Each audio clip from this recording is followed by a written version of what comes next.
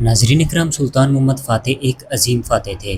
یقیناً انہوں نے اتنی بڑی فتح ایسے نہیں کی۔ ان کے کافی کماندار اور بہادر سپاہی شہید ہوئے۔ ان بہادروں کی شہادت کی وجہ بازنطینیوں کے بہادر کماندار ہوا کرتے تھے۔ آج کی ویڈیو میں ہم بات کریں گے بازنطینیوں کے ایک ایسے کماندار کے بارے میں جو ترکوں میں پلا پڑا اور بعد میں انہی کا ہی خون بہایا۔ یہ کماندار ڈریگولا کے نام سے مشہور تھا۔ یہ کماندار خون کیوں پیتا تھا اور انسانی گوشت کیوں کھاتا تھا؟ اس کماندار نے عثمانی فوج کے 20,000 سپاہیوں کو مہینوں تک ایک میدان میں کیوں لٹکا کے رکھا اور اس کی موت کیسے ہوئی؟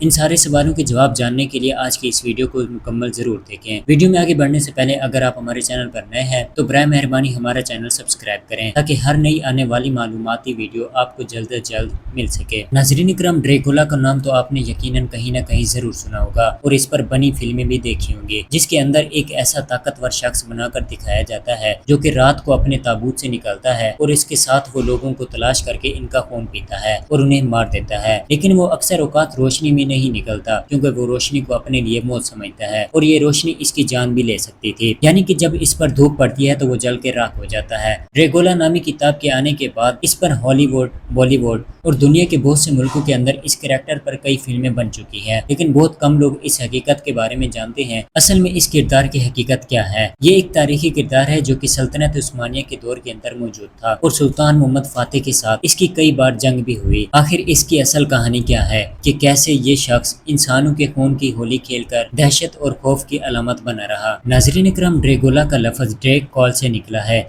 جس کا مطلب ہے کیلوں والا یا پھر شیطان، اور ڈریگولا کا مطلب ہے شیطان کا بیٹا۔ یہ نام سب سے پہلے ڈریگولا کے باپ کو دیا گیا جب اس نے خلافت عثمانیہ کے مخالف یا اس کی بغاوت کرنے والی ایک تنظیم کے اندر شمولیت اختیار کی تو اس کو یہ نام دیا گیا، یعنی کہ شیطان کا بیٹا۔ یہی نام بعد میں اس کے بیٹے یعنی کہ ولاد دوم کو بھی دیا گیا۔ اور ڈریگولا دراصل اس وقت کے ایک چھوٹے سے ملک ملیشیا کا شہزادہ تھا۔ اس کے آس پاس کے ممالک انتہائی طاقتور تھے۔ سلطنت عثمانیہ کے سلطان محمد الفاتح کی فوجوں نے جب مغربی یورپ کی طرف پیش قدمی کی، جس کے اندر سربیا، موسنیا، ہنگری اور رومانیہ وغیرہ شامل ہیں، تو اس وقت ولاد کی یعنی کہ شمالی رومانیہ کی فوجوں نے عثمانیوں کے خلاف لڑنے کا ارادہ تو کیا، لیکن ان کی فوجی طاقت بہت کم تھی، اسی لیے وہ سلطنت عثمانیہ کے ساتھ امن معاہدہ کرنے پر مجبور ہو گئے۔ اس معاہدے کے مطابق بادشاہ نے یعنی ڈریگولا کے باپ ولاد نے اپنے بیٹے ولاد II کو جدید تعلیم کے لیے استنبول بھیج دیا، جو کہ سلطنت عثمانیہ کا مرکز تھا۔ ولاد II بچپن سے ہی ایک سرکش، تشدد پسند اور ظالم فطرت رکھنے والا انسان تھا،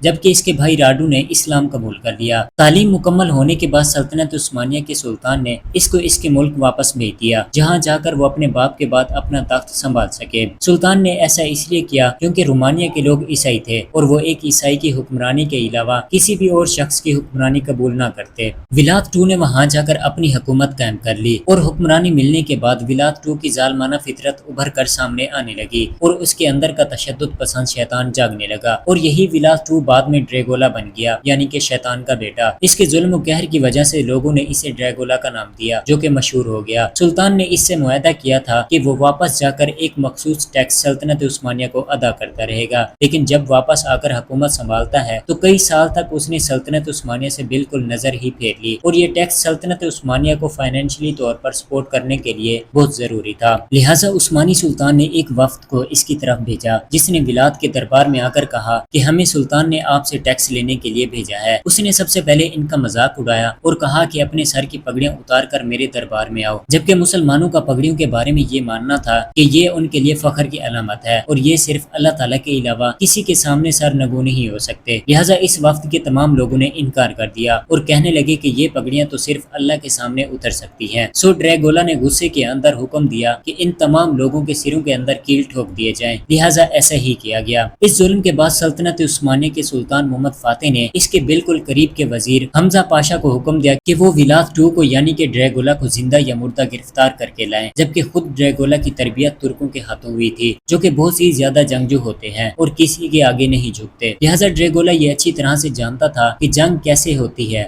اور اس نے گھات لگا کر حمزہ پاشا کی 20,000 کی فوج کو بالکل ختم کر ڈالا۔ ان میں سے کسی ایک شخص کو بھی زندہ نہیں بخشا گیا۔ یہ وہ منظر تھا جب ایک میدان کے اندر پورے 1 میل کے علاقے کے اندر ہر طرف دائرے کی شکل میں تقریباً 20,000 نیزے زمین میں کھڑے ہوئے تھے، اور ہر ایک نیزے پر ایک ترک قیدی کی کٹی پھٹی لاش اس نیزے کے اوپر موجود تھی، جبکہ دو سب سے اونچے نیزوں پر حمزہ پاشا اور اس کے یونانی وزیر کی لاش تھی، جن کی موت کو کئی مہینے گزر چکے تھے۔ یہ بہت ہی دہشت ناک منظر تھا کہ ایک شخص نے 20,000 سپاہیوں کو بنا رحم کیے نیزوں کے اندر پرو کر ایک میدان کے اندر کئی مہینے تک لٹکا رکھا تھا۔ آپ اس شخص کی دہشت اور وحشت کا اندازہ اس کے دماغ سے لگا سکتے ہیں۔ سلطان نے اس کے بعد راڈو کو، جو کہ اس کا مسلمان بھائی تھا، جنگ کے لیے بھیجا، جنہوں نے پوری بہادری سے لڑتے ہوئے اسے میدان جنگ کے اندر شکست دی اور پکڑ کر زندان میں ڈال دیا۔ جب راڈو کی وفات ہوئی تو ملک کے اندر خانہ جنگی کی وجہ سے ڈریگولا ایک بار پھر سے آزاد ہو گیا، لیکن آخرکار 1476 کے اندر سلطان محمد فاتح کی فوج نے بشارت کے مقام پر ڈریگولا کی فوج کا سامنا کیا، جہاں اس کی موت ہو گئی اور اس کے ساتھ اس کا سر کاٹ کر استنبول کے مرکزی دروازوں پر لٹکایا گیا، جہاں اس کا سر کئی مہینوں تک لٹکا رہا۔ ڈریگولا کے بارے میں کہا جاتا ہے کہ اس کو انسانی خون کی لت لگ چکی تھی اور وہ انسانی گوشت تک کھاتا تھا۔ یہ کس حد تک درست ہے اس بارے میں کچھ کہنا مشکل ہے، لیکن یہ حقیقت ہے کہ وہ تاریخ کے ظالم ترین انسانوں میں سے تھا۔ ناظرین کرام، آپ کو اگلی ویڈیو کس تاریخی کردار پر چاہیے، اپنی قیمتی رائے کا اظہار کمنٹ سیکشن میں ضرور کیجیے گا۔ ہماری ویڈیوز کے لیے تاریخی کتابوں، چینلز اور ویب سائٹ کا سہارا لیا جاتا ہے۔ اکثر مورخین کے تضاد کی وجہ سے اگر کسی شخص، جگہ یا مقام کا غلط بتا دیا گیا ہو تو اس کی نشاندہی ضرور کر دیا کریں۔ شکریہ۔